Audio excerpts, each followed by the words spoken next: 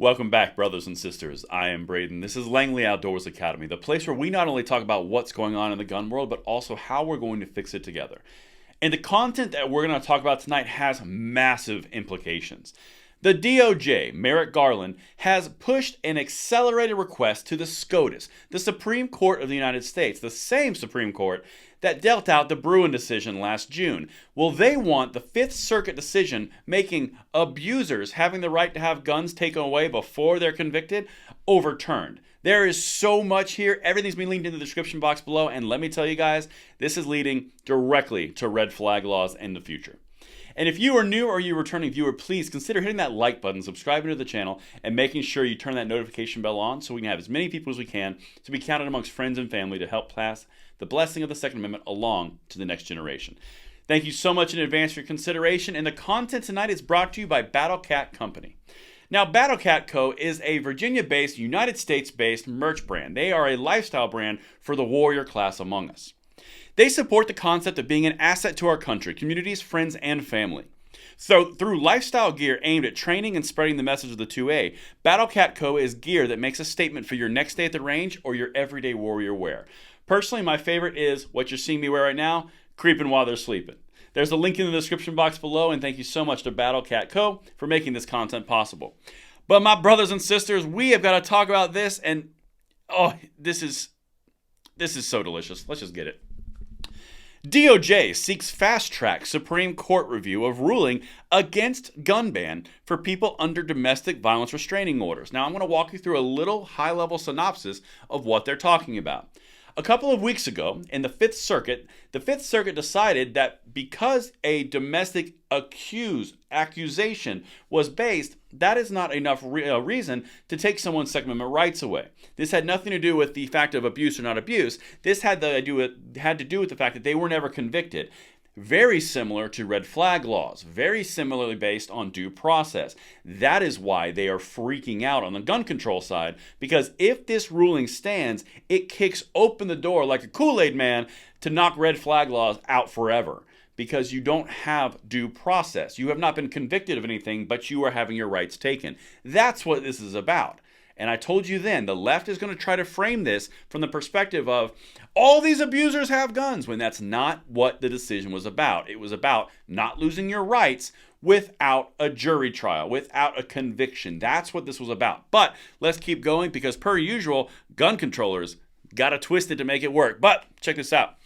The Justice Department on Friday asked the Supreme Court to fast-track its consideration of a recent appeals court ruling that deemed unconstitutional a federal law barring gun possession by those under domestic violence restraining orders. Again, this is not conviction, this is a restraining order.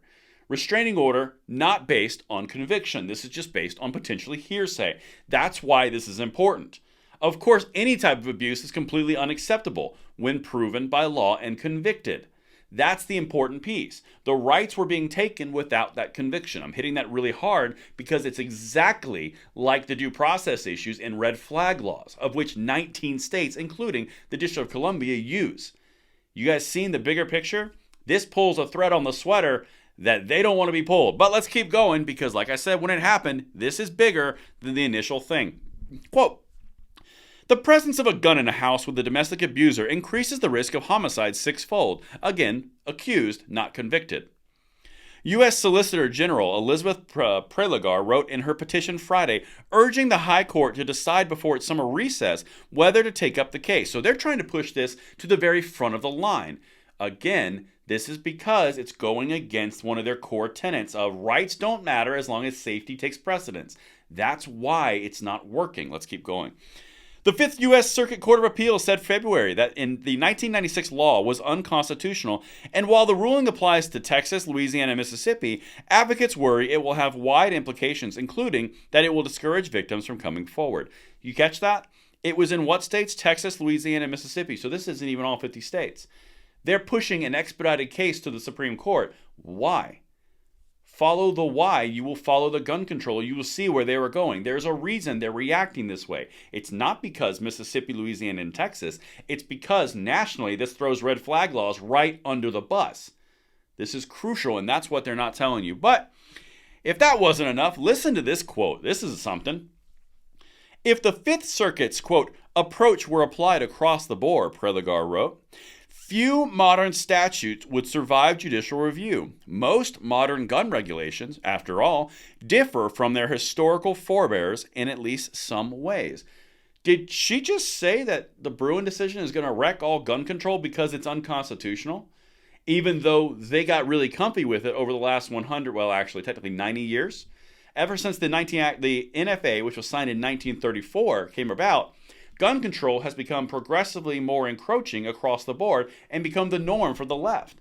They just got a wrecking ball right to their emotional tower because this is undermining all of it because the entire time it was unconstitutional. We've been saying this for decades that it was unconstitutional, and now they're starting to realize that the Bruen decision is going to do a lot more than they initially thought it was going to, and it's going to start restoring rights that should never have been taken, even though they are perceived as the norm from the left.